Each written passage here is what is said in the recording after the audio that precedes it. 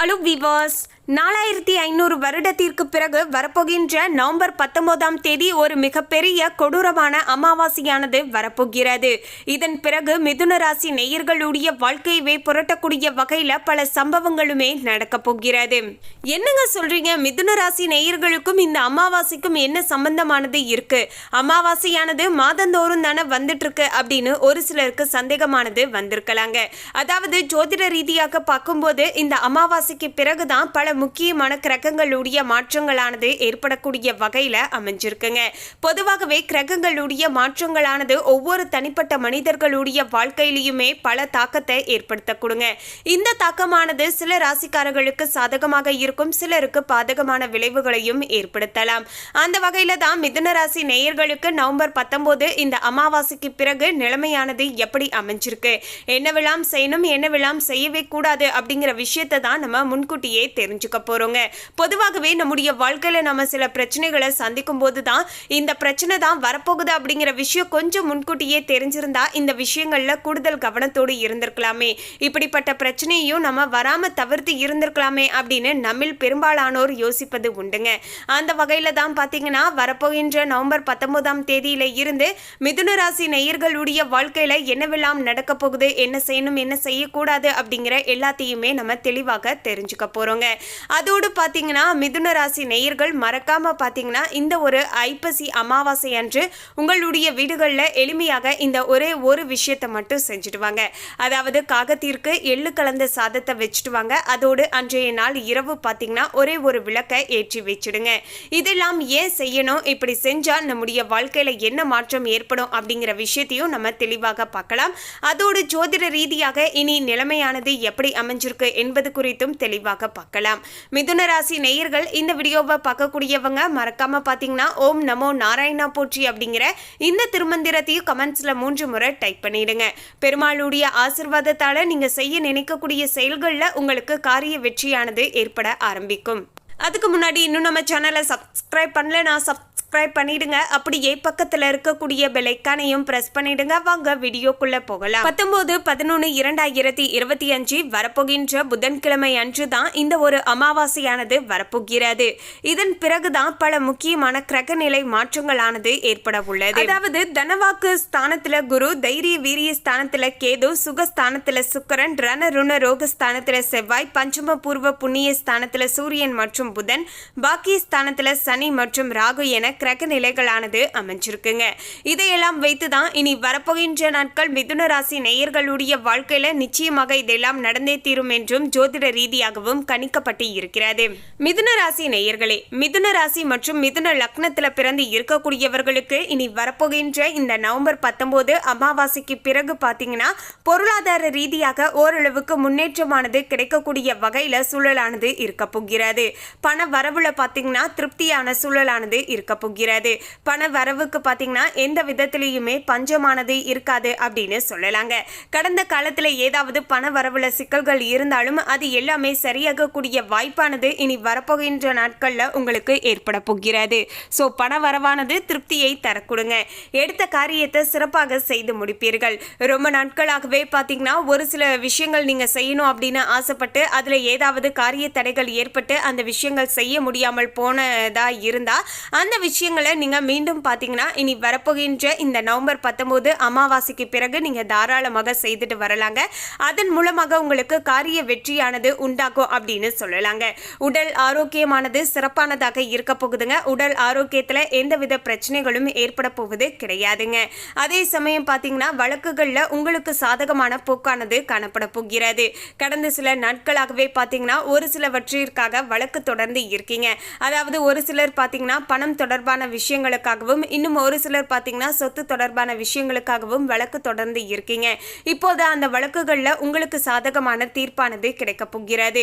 தொழில் வியாபாரத்துல இருந்து வந்த தொய்வை எல்லாமே பாத்தீங்கன்னா நீங்கி வேகம் பிடிக்கக்கூடிய வகையில சூழ்நிலைகளானது மிகவும் அற்புதமான முறையில உங்களுக்கு அமைய போகிறது.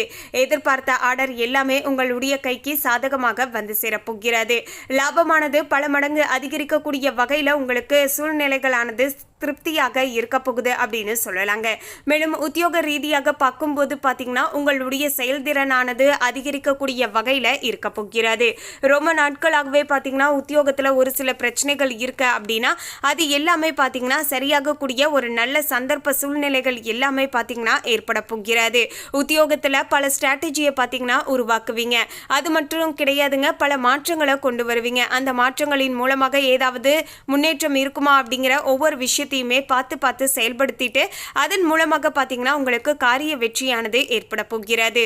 ஸோ மிதுன ராசி நேயர்கள் யாராக இருந்தாலும் சரிங்க, தொழில் ரீதியாக முடக்க நிலையாவே இருக்கு, எனக்கு ஏற்ப ஒரு நல்ல அங்கீகாரம் கிடைக்கல அப்படின்னு சொல்லக்கூடியவங்க சின்னதா ஏதாவது ஒரு வகையில மாற்றத்தை கொண்டுட்டு வாங்க. அந்த மாற்றத்தின் மூலமாக முன்னேற்றமானது கிடைக்க கொடுங்க. மேல் அதிகாரிகளுடைய பாராட்டுகளுமே உங்களுக்கு கிடைக்க போகிறது. பதவி உயர்வு, சம்பள உயர்வு எல்லாமே கிடைக்க போகுதுங்க. உங்களுக்கான ஒரு அங்கீகாரமானது கிடைக்கல அப்படின்னு சொல்லிட்டு இருந்த அந்த இடத்துல இப்போது புதிதாக பார்த்தீங்கன்னா எல்லாமே உங்களுக்கு கிடைக்கக்கூடிய வகையில சூழ்நிலைகளானது சாதகமாக அமைஞ்சிருக்குங்க. அதே சமயம் புதிதாக வேலை தேடிக்கொண்டு இருப்பவர்களுக்கு சாதகமான பலன்களானது கிடைக்க போகிறது. குடும்பத்திலேயுமே மகிழ்ச்சியான சூழ்நிலையானது காணப்பட போகிறது. அதுல எந்தவித பெரிய பிரச்சனைகளோ சிக்கல்களோ எதுவும் ஏற்பட போவது கிடையாதுங்க. அதே போல கணவன் மனைவியுமே பார்த்தீங்கன்னா ஒருத்தருக்கு ஒருத்தர் விட்டு கொடுத்து புரிந்து கொண்டு நடந்து கொள்வீர்கள். பிள்ளைகளின் மூலமாக பெருமையானது ஏற்படுங்க. உறவினர்களுடைய வருகையும் அவர்களால சில நன்மைகளும் ஏற்படக்கூடிய வகையில பார்த்தீங்கன்னா சூழலானது உங்களுக்கு திருப்திகரமாக அமைஞ்சிருக்கு அப்படின்னு சொல்லலாங்க. மொத்தத்தில் மிதுன ராசி நேயர்களுக்கு இந்த நவம்பர் 19 அமாவாசைக்கு பிறகு எல்லாவற்றிலுமே ஓரளவுக்கு சாதகமான பலன்கள் கிடைக்கக்கூடிய வகையில அமைஞ்சிருக்குங்க. இருந்தாலுமே இந்த ஒரு முழுமையான சாதகமான பலன்கள் கிடைக்கணும் அப்படின்னா உங்களுக்கு பித்ரு தோஷத்தினால் எந்தவித பாதிப்புகளும் ஏற்படாமல் இருக்கணுங்க. ஸோ பித்ரு தோஷம் உங்களுக்கு இருக்கா இல்லையா அப்படின்னு நீங்க தெரிஞ்சுக்கணும்னா உங்களுடைய குடும்பங்கள்ல தொடர்ந்து பிரச்சனைகள் இருந்துகிட்டே இருக்கா அப்படின்னு பாருங்க. குடும்பங்கள்ல சண்டை சச்சரவுகள் வாழையடி வாழையாக ஒரு சில பிரச்சனைகள் தொடர்ந்துகிட்டே இருக்கா. அது திருமணத்துல தடையாக இருக்கலாம், குழந்தை பாக்கியத்துல தடைகள் இருக்கலாம். இப்படி ஏதாவது ஒரு வகையில தொடர்ந்து தடைகள் அப்படிங்கிறது வாழையடி வாழையாக ஏற்பட்டு கொண்டே இருக்கா. அப்போது பாத்தீங்கன்னா உங்களுக்கு பாத்தீங்கன்னா பித்ருதோஷம் இருக்கு அப்படின்னு அர்த்தங்க. ஸோ அப்படிப்பட்ட பித்ருதோஷத்தை போக்கிக் கொள்வதற்கு ஏற்ற ஒரு நாளாகத்தான் இந்த அமாவாசை திதியானது அமைஞ்சிருக்குங்க. அமாவாசை நாட்கள்ல பாத்தீங்கன்னா நம்முடைய இறந்து போன முன்னோர்களை நினைத்து நம்ம மனதார வழிபாடு செய்து கொண்டு அவங்களுடைய பசியையும் தாகத்தையும் போக்கி வரும்போது பாத்தீங்கன்னா நமக்கு அவங்களுடைய அருளாசி கிடைத்து பித்ருதோஷமானது நீங்க கொடும். பித்ருதோஷம் நீங்கி விட்டாலேயே நம்முடைய வாழ்க்கையில பாத்தீங்கன்னா அனைத்து விதமான சுபமான முழுமையான பலன்களும் நமக்கு பரிபூர்ணமாக கிடைக்கும். எந்த விதத்திலையும் தடைகளானது ஏற்படாது அப்படின்னு சொல்லலாங்க. அதாவது ரொம்பவே சிம்பிள்ங்க. அமாவாசை போன்ற நாட்கள்ல நம்முடைய முன்னோர்களை நம்ம முதலில் வழிபாடு செய்து கொள்ள வேண்டுங்க. அமாவாசை போன்ற நாட்கள்ல நம்முடைய முன்னோர்கள் யமலோகத்துல இருந்து நம்மளை பார்ப்பதற்காக இந்த பூலோகத்திற்கு வருவதாக ஐதீகங்க. ஸோ அப்படி வரக்கூடியவங்களுடைய பசியையும் தாகத்தையும் போக்க வேண்டியது நம்முடைய கடமை இல்லையா? அதற்காக தான் பார்த்தீங்கன்னா அவங்களுக்காக பார்த்தீங்கன்னா நம்ம திதி தர்ப்பணம் இது போன்ற விஷயங்களை நம்ம செய்துட்டு இருக்கோங்க. அதோடு பார்த்தீங்கன்னா நீங்கள் அமாவாசை நாளன்று எழுந்த உடனேயே குளித்து முடித்து உங்களுடைய வீட்டையுமே சுத்தப்படுத்திட்டு உங்கள் முன்னோர்களுடைய படம் இருக்கும் இல்லையா, அதாவது உங்களுடைய இறந்து போன முன்னோர்களுடைய படம் இருந்தால் அதை நீங்கள் எடுத்து வைத்து நீங்கள் அதற்கு பார்த்தீங்கன்னா மஞ்சள் குங்குமம் வைத்து பூக்களால் அலங்காரம் செஞ்சுட்டு அதன் பிறகு அவங்களுக்கு முன்னதாக சின்னதாக ஒரு அகல் விளக்கில் தீபம் ஏற்றி வைத்து வழிபாடு செய்துக்கோங்க. அதன் பிறகு அன்றைய நாள் உங்கள் வீட்டில் சமைக்கக்கூடிய உணவை பார்த்தீங்கன்னா நீங்கள் சுத்தபத்தமாக எச்சுப்படாமல் ஒரு கடவுளுக்கு எப்படி நெய்வேத்திய பிரசாதம் சமைப்பீங்களோ அதே போல் சமைத்து அதில் கருப்பு எள்ளை கொஞ்சமாக சுடு சாதத்தில் கலந்து அதை நீங்கள் காகத்திற்கு அப்படியே வச்சுருங்க. அதன் பிறகு பார்த்தீங்கன்னா நீங்கள் உங்கள் வீட்டில் இருக்கக்கூடிய அந்த சாதத்தை நீங்கள் சாப்பிட்லாங்க.